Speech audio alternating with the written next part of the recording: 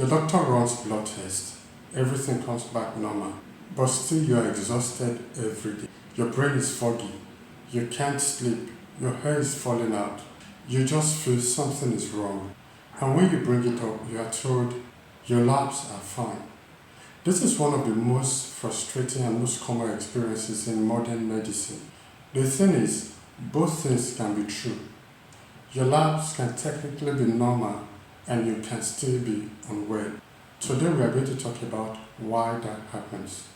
Hi and welcome to Opti Labs, where we decode your lab results and reveal the deeper story behind the numbers. I am Dr. Austin Odigi. Let's start by revisiting what normal actually means. We talked about it briefly in the previous video, but here I will go deeper. Reference ranges are built from a statistical average of a large population. That population is not screened for optimal health. It includes people with undiagnosed conditions, people who are sedentary, people who eat poorly, and because the range captures 95% of that group, a result can be solidly within range and still represent a suboptimal level for you personally. Think about vitamin D. The standard reference range goes down to about 20 nanograms per milliliter. A result of 21 is technically normal, but research on immune function, bone health, mood and inflammation consistently points to levels of 40 to 60 as more protective. You could be at 22, flagged as normal, and still be functionally deficient.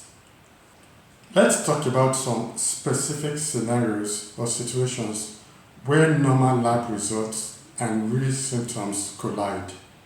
Let's start with the thyroid, the great masquerader. TSH is a standard thyroid test. The reference range in most labs goes up to about 4.5, but multiple functional medicine and endocrinology experts have argued for years that many people feel symptoms at a TSH level between 2.5 and 4.5.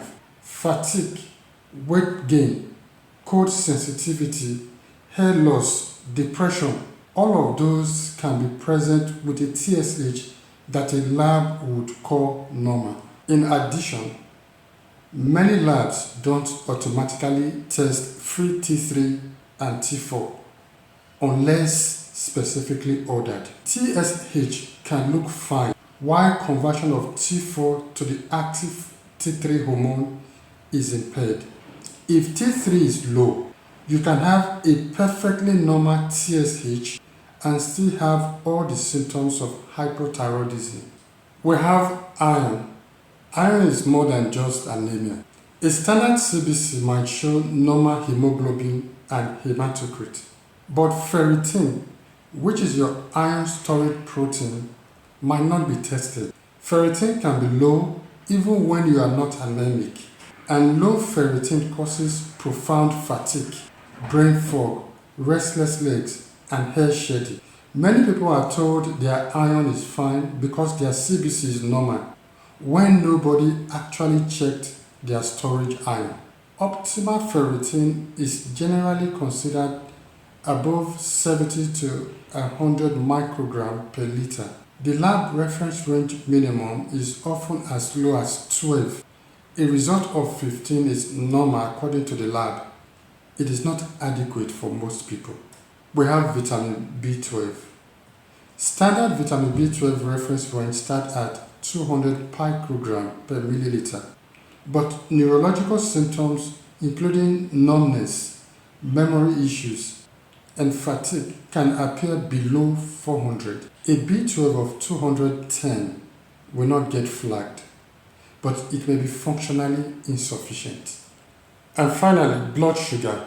A fasting glucose below 100 is normal, so it can be 95, 96, 97 for years, while insulin resistance develops quietly.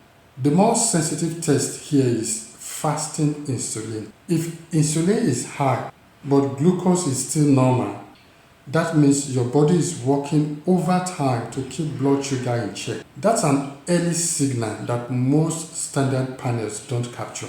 This is a pattern you will see over and over. The standard test catches the late stage of a problem, not the early stage. Part of why your labs come back normal when you still feel sick is that the tests that might reveal the problem were simply not ordered. This is not always about negligence. It is just how conventional care is structured. In a routine checkup, most doctors run a standard panel for nearly everyone. CBC, CMP, lipid profile, maybe a basic thyroid test. It's a solid general screen actually, but it doesn't go deep enough to pick up issues like low ferritin, vitamin D deficiency, elevated fasting insulin, reverse T3 imbalances, high homocysteine, high sensitivity CRP, DHE levels, and other clinically relevant markers. So if you are dealing with symptoms that don't have a clear explanation, you may need to be more intentional about what gets tested. That means understanding what markers exist and asking your doctors directly, or in some cases, using direct-to-consumer lab options to fill in the gaps. Another reason your labs can be technically normal while your health is quietly declining is this. Doctors often read a single result in isolation rather than looking at trend over time.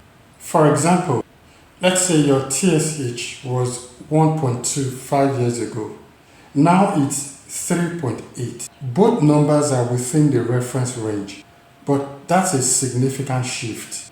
Your thyroid is working much harder than it used to. On a single printout, 3.8 looks fine, but as part of a trend, it's a signal worth paying attention to. This is why I always recommend keeping your own records.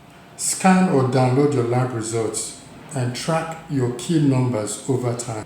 You will often see things your doctor doesn't have time to look for. So what do you do if you feel sick but your labs are normal? Here is a practical approach. First, ask specifically which tests were included and whether the ones I mentioned earlier are in your results. If not, ask to have them added or follow up with a direct order. Second, ask for the actual numbers, not just the interpretation. Normal is not a number. Ask your doctor to show you where your values fall within the range and whether any are near the edges. Third, if you feel strongly that something is being missed, ask for a referral to a specialist. If your symptoms suggest thyroid, ask for an endocrinology referral. If fatigue is the dominant issue, an integrative or functional medicine physician may take a more comprehensive approach. 4. Document everything. Write down your symptoms with dates, when they started, what makes them worse, what correlates with them. That document helps a doctor help you. And finally, trust yourself. You know your body. Feeling sick is data.